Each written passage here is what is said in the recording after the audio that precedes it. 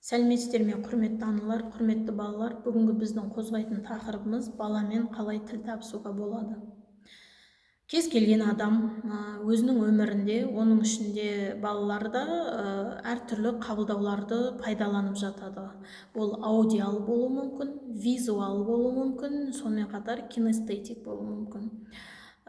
Қабылдаудың бірнеше түрін, осы түрлерін бала мектепке дейін қалыптастырады. Баланың осы қабылдауларын білсеңіз, баламен тіл табысу өте оңай. Баланың жүргізуші қабылдауы ол бастауыш кезінен басталады, яғни бастауыш сыныпқа келген кезінен басталады, яғни жаңа орта, жаңа адамдармен байланысқа түскен кезде қалыптасады.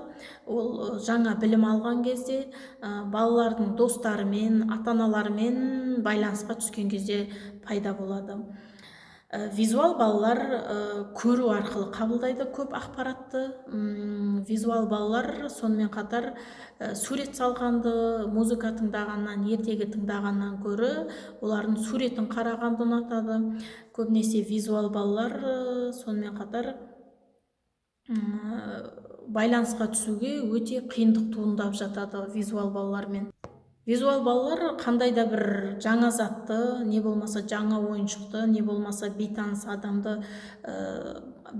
адаммен байланысқа түсетін кезде, жаңа бір затты алатын кезде, қабылдайтын кезде, оны әбден сырттай зерттеп, бақылап, көріп алып, одан кейін барып байланысқа түседі.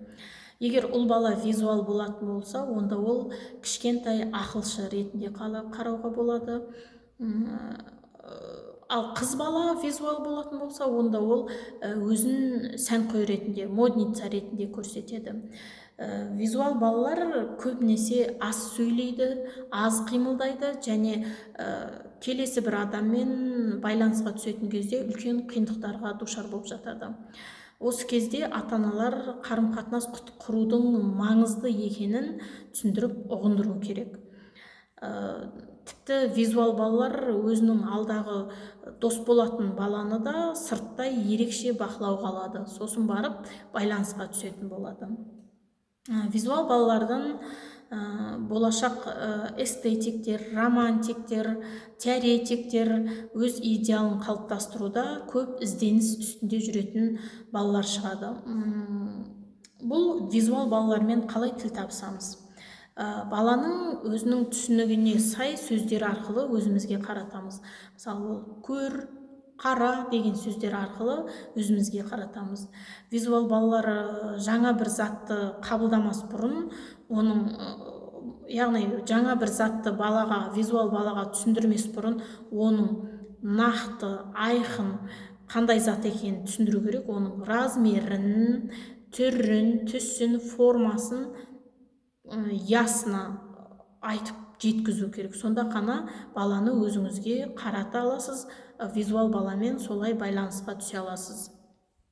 Ал аудиал балалар, олар дыбысқа бірінші мән береді, олар ерте сөйлей бастайды және тез есте сақтайды.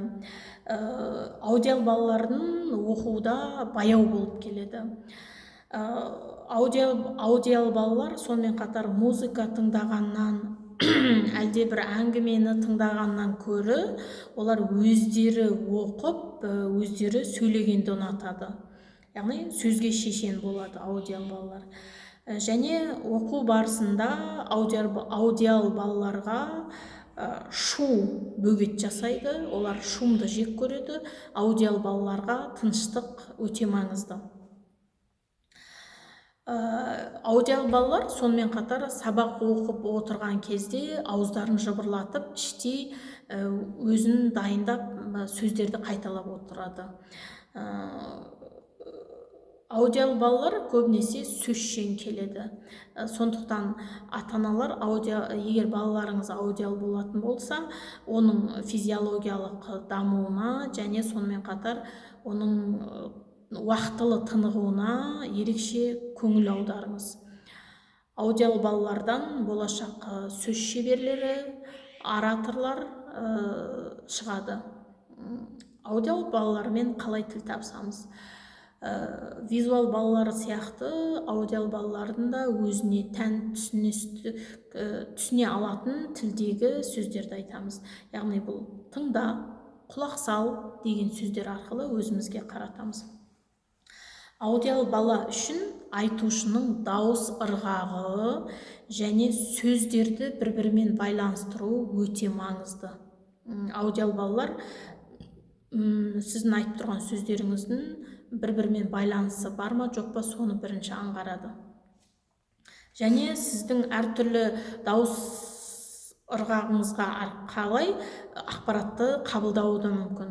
Мысалы, сіз жай тонмен айтасыз ба, жоқ қатты тонмен айтасыз ба, жоқ басқаша сыбырлап айтасыз ба, олар қабылдай береді, бірақ дауыс ырғағыңызға байланысты қабылдайды. Аудиал балалар сізді өте мұқият тыңдай біледі. Кинестетик балалар, олар кімдер? Кинестетик балалардың тілі ол ұстап көру, иіскеп көру және дәм сезіп көру. Және кішкентай кинестетик балалардың моторикасы өте жақсы дамыған болады. Кинестетик балалар ерте жүре бастайды, қимылды тым көп жасайды, яғни гиперактивность басым болады кинестетик балаларда. Сонымен қатар кинестетик балалар тамақты талғап жейтін болады. Кез келген тамақты жей бермейді, өзінің талғамына сай тағамды жейді. Балабақшада кинестетик балалар көптеген физикалық күш салатын ойындарды көп ойнайтын болады. Сонымен қатар жарақаты да өте көп болады. Кинестетик балалардың екінші құштарлығы ол ойыншықтарды бұзу, сындыру, қирату.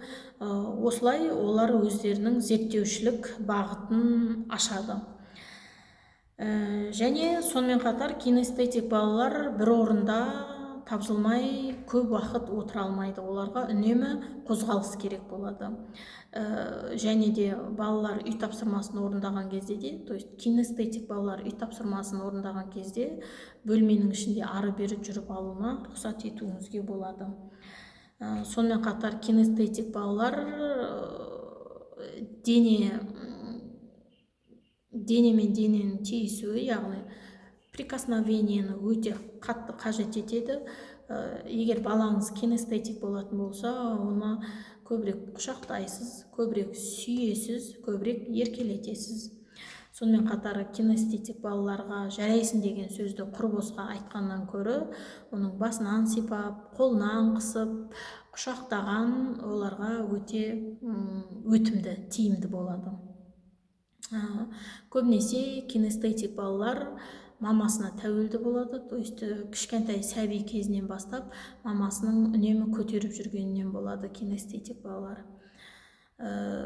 Бұл кинестетик балалармен қалай тіл табысамыз? Естественно, оның түсінігіне жақын сөздер, олар ұстап көр, иіскеп көр, дәм сезіп көр деген сөздер арқылы өзімізге қаратамыз. Бұл сөздер оны байланысқа түсуге тез шақырады. Кинестетик балалар өте сезімтал, тез жараланғыш, то есть ранимые, душевно ранимые, физически ранимые дети. Сондықтан оларға төзімділікпен байланыс құру керек. Кинестетик балаларға сонымен қатар болмайды деген тыйым сөзді айтуға тырыспай-ақ қойыңыз. Ол болмайды деген тыйым сөзді қабылдамайды. Мысалға, мектепте оқушыңыз орнынан тұрып жүріп кетіп жатса, айқайлама дегеннің орнына шулап жатса, мысалға, айқайлама дегеннің орнына тыныш отыр деген сөзді олар тура қабылдайды. Оларға запрет сөз өтпейді, былайынша айтқанда. Сонымен қатар кинестетик бала сіздің өтінішіңізді оның қолын қысу арқылы, басын сипау арқылы және арқасынан қағу арқылы түсіне алады.